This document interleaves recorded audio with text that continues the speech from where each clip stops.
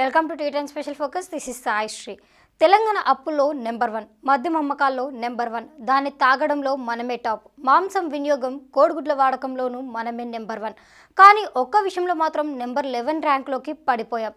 ఇంతకీ ఆ రంగం ఏంటి? తెలంగాణ మిగతా అన్ని రంగాల పురోగతిపై ప్రభావం చూపే విభాగం ఏంటి అనే దానిపై టీ10 స్పెషల్ ఫోకస్. సీఎం కేసీఆర్ పదే పదే ఉచ్చరించే పదం తెలంగాణ అన్నింటిలో నెంబర్ 1. అవును, ముఖ్యమంత్రి చెప్పినట్లుగా అన్నింట్లో కాకపోయినా కొన్నింటిలో మాత్రం తెలంగాణే ఫస్ట్. అయితే అందులో అధికం తెలంగాణ రాబడిని కొల్లగొట్టేవే.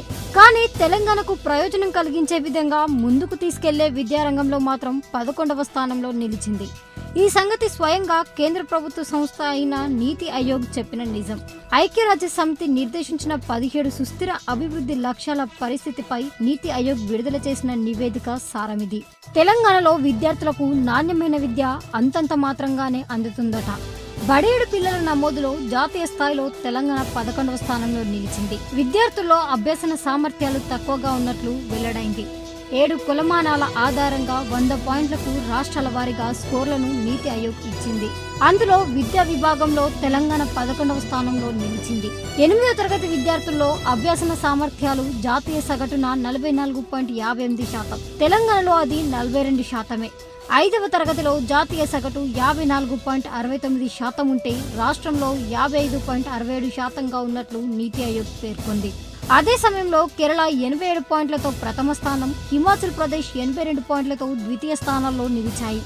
ఐక్యరాజ్య సమితి 17 సుస్థిర అభివృద్ధి లక్ష్యాల్లో 4వది విద్యా నాణ్యత. దీన్ని సాధిస్తే మిగిలిన పేదరికం, ఆకలి, అసమానత తదితర నివారణల్లో నిర్దేశిత లక్ష్యాలను చేరుకోవచ్చని నీతి ఆయోగ్ పేర్కొంది. అంటే తెలంగాణ విద్యాభివృద్ధిలో వెనుకబడడంతో దాంతో ప్రభావితమయ్యే మెరుగైన అంశాలన్నింటిలోనూ వెనుకంజలోనే నిలవనుంది. కానీ ఇప్పటికైనా తెలంగాణ ప్రభుత్వం నెంబర్ 1గా నిలవదలుస్తే విద్యా విభాగంపై దృష్టి సారిస్తే మేలని విద్యారంగ నిపుణులు పేర్కొంటున్నారు. ఇది ఇవాళ T ten special focus. Keep watching T ten. ఈ వీడియో మీకు నచ్చినట్లయితే లైక్ చేయండి, షేర్ చేయండి. ఇలాంటి మరిన్ని అప్డేట్స్ కోసం మన ఛానల్ని సబ్స్క్రైబ్ చేసి కింద కనిపిస్తున్న బెల్ బటన్ని క్లిక్ చేయండి.